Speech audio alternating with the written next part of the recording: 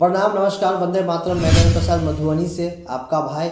और आज फिर मिलते हुए बहुत ही अच्छा लग रहा है। और आज मैं आपको बहुत ही प्रेरक कहानी सुनाऊंगा और ये कहानी सुनने के बाद निश्चित ही आपके अंदर भी एक ऊर्जा का संचार होगा। आप ये जो कहानी है ना, एक ऐसे दुखी महिला का है जिसके ऊपर दुख का पहाड़ टूट गया, लेकिन वह महागुरु महादेव की दया से अपने जीवन को फिर से सुचारू रूप पर लेके जा रही है। तो बात शुरू होती है 217 से। 217 यानी 2017 में एक व्यक्ति रमेश नाम का वो जाता है कहाँ, मुंबई, काम के तलाश में। वहाँ काम की तलाश में जाता है, काम वहाँ पर मिल जाती है उसको। एक दुकान है स्पेयर पार्ट्स की, उस दुकान में नौकरी करने लगता है।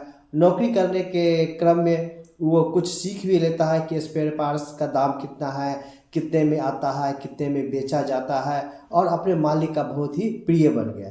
ऐसे भी बिहार और यूपी के लोग जो बाहर जाते हैं कमाने के लिए, चाहे वो बॉम्बे जाए, दिल्ली जाए, कलकत्ता जाए, अपनी ईमानदारी का पूरा परिचय देते हैं। भले ही ज्ञान कम होता है, थोड़ा सा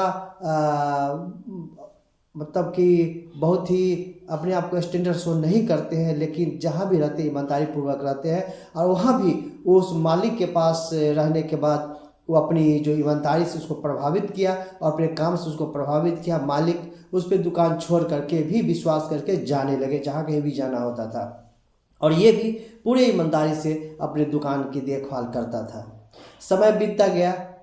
2 साल के बाद जब वो गांव आया तो कुछ पैसे वगैरह लेके आए थे। लोग भी देखे कमा रहा है और बच्चा युवा हो चला है, इसकी विवाह कर देते हैं। बड़ी ही सुंदर और सुशील कन्या से उसकी विवाह होती है। उसकी पत्नी का नाम होता है रश्मि। जी हाँ, रश्मि से उसकी विवाह हो जाती है। पड़ोस के गांव में ही उसकी शादी होती है। शादी होने के कुछ दिन के बाद वो फिर वापस मुंबई जाता है, लेकिन वहाँ जाने के बाद वो जो कुछ पैसे थे उस पैसे से वो क्या करता है, एक छोटी सी दुकान अपना स्पेयर पार्ट्स का खड़ा कर लेता है। और वहाँ उसे दिक्कत होती है कि मेरे साथ यदि एक व्यक्ति और कोई अपना होता तो बहुत ही अच्छा रहता। वो घर पे आया और अपनी पत्नी से विचार किया। पत्नी ने कही कि चलिए मैं आपके साथ चलता हूँ, मैं भी तो पढ़ी लिखी हूँ, मैं आपका साथ दूंगी। और वो पत्नी के साथ वह चला जाता है कहाँ, मुंबई जाता है। एक खोली पहले से ले रखी ही थी, वहाँ पत्नी के साथ सेटल होता है और दुकान बहुत अच्छी तरह से चलने लगती है और पैसे की कमी नहीं होती है। पैसा भी आ रहा था क्योंकि स्पेयर पार्ट्स का दुकान था। उस दुकान में अच्छी खासी बिक्री होती थी और ये कम मुनाफा में बिल्कुल ही एक नंबर सामान बेचता था। लोग उसकी दुकान के कस्टमर बंध जाते थे कि इसी के यहाँ से बार बार सामान खरीदते थे, जिसके कारण इसकी बिक्री अच्छी होने लगी। कुछ रुपया संचय भी कर लिया। इसी बीच आता है वो दुख दहलान देने वाली बीमारी, जिस बीमारी से देश के विदेश भी परेशान था। 2019-20 में अपने यहाँ भी आई थी, और इसी बीच में वो भी उस बीमारी के चपेट में आ जाता है। और लाख कोशिशों के बाद वो रमेश बड़े दुख के साथ कहना पड़ रहा है कि इस दुनिया से वो विदा हो जाता है। जब वो विदा हो जाता है तो क्या होता है, वो महिला जो मुंबई में अपने पति के सहारे आई थी, पति इस दुनिया में नहीं रहे, क्या करे। उपापों की स्थिति आती है।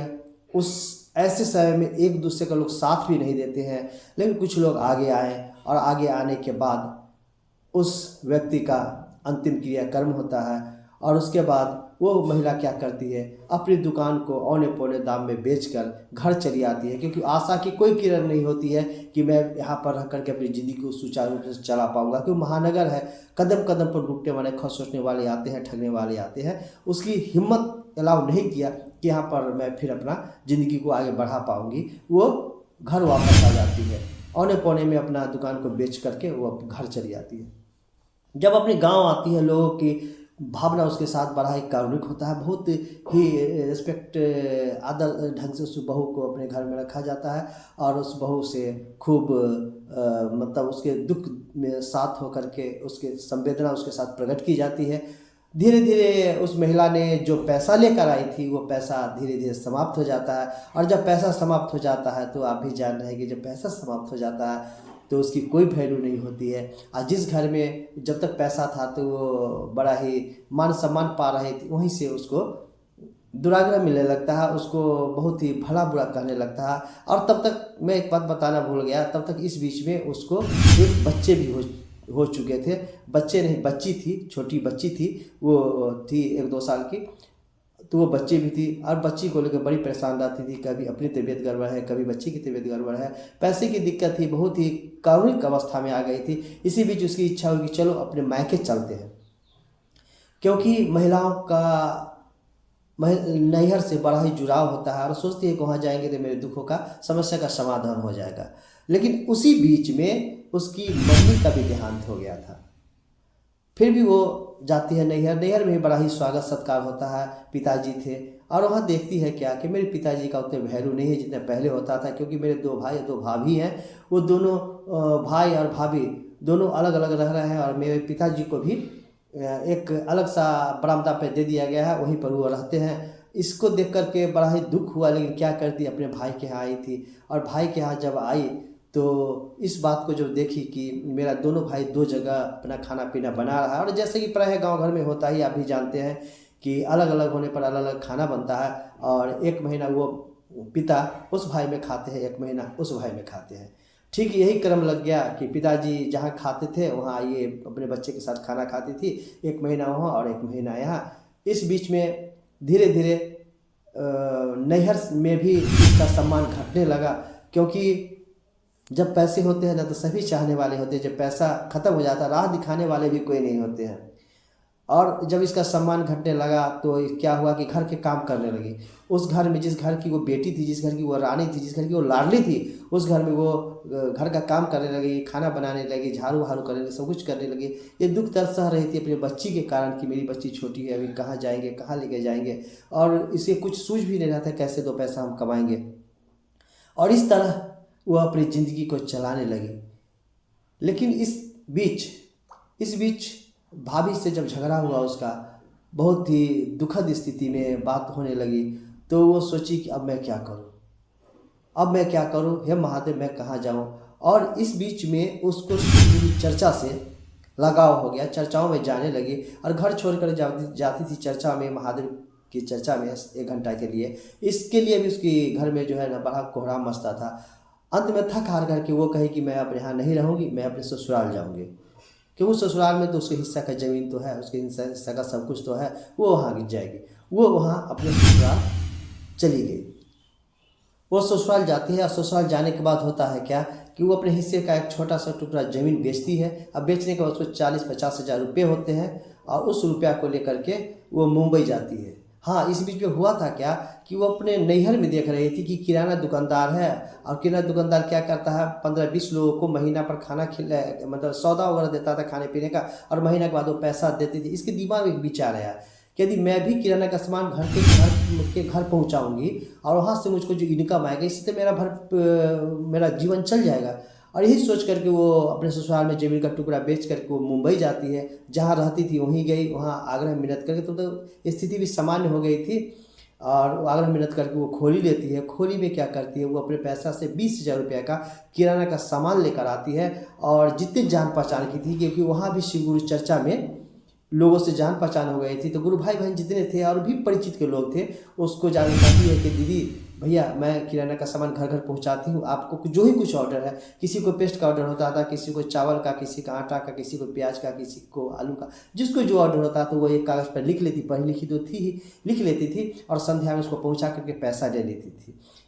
इस क्रम में क्या हुआ कि इसका बिक्री बढ़ने लगा, क्योंकि किसी से पैसा पहले नहीं लेती थी, सामान देने के बाद पैसा लेती थी, लोगों का विश्वास बढ़ता चला गया, सामान भी अच्छा मिलता था, जिसमें उसको 10% कमीशन मिल जाता था होलसेल से लाने में, तो वो 2-3% लोगों को छोड़ देती थी। लोगों को भी सस्ता सामान घर बैठे मिल जाता था और चाहिए का, और महानगर में घर में सामान मिल जाता है तो बहुत अच्छी बात है। इस तरह से वो अपनी ज़िंदगी को आगे बढ़ाने लगी। इस तरह से करते करते जब काम ज़्यादा बढ़ गया तो उसके पास पैसे भी आने लगे, और पैसे आने लगे तो वो एक छोटा सा दुकान ले ली। दुकान लेकर के वहाँ सामान रखने लगी, 2 स्टाफ को रख ली काम करने के लिए, सामान पहुँचाने के लिए।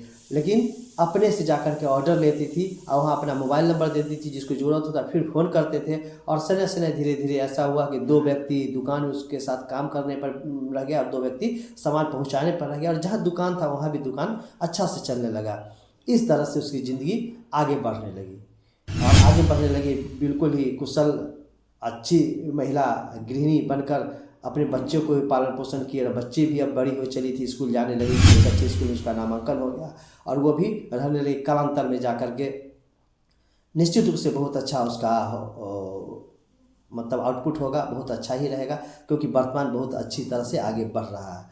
तो इस कहानी से हमें क्या सीख मिलती है? हमें सीख मिलती है कि दुख में घबराना नहीं चाहिए, क्योंकि कहा गया है ना, गुरु उपाय, साफ सीख कहते हैं गुरु उपाय। उस महिला को शिव गुरु चर्चा में गुरु भाई बहनों का सहारा मिला था और महादेव से ज्ञान मिला। महादेव उसको प्रेरणा दिए कि गुरु उपाय है, गुरु को मानकर, गुरु को तीनों सूत्र का पालन करके आप जो कुछ भी काम करेंगे उसमें आपको तरक्की मिलेगी ही मिलेगी। साहब श्री का जो ये वचन था, वो वचन वो सुनी थी और अपनी ज़िंदगी के पथ पे आगे बढ़ती चली गई और निश्चित रूप से अपने जीवन को सुखद बनाने के क्रम में आगे बढ़ी और बढ़ती ही चली जा रही है। तो आइए हम सभी भी इस कहानी से सीख लें कि हम संघर्ष करेंगे तो परिणाम अच्छा ही आएगा। तो चलिए आज इतना ही, फिर कभी आते हैं तो किसी नई कहानी के साथ आपके बीच आएंगे। तब तक आप सभी को प्रणाम, नमस्कार, वंदे मातरम।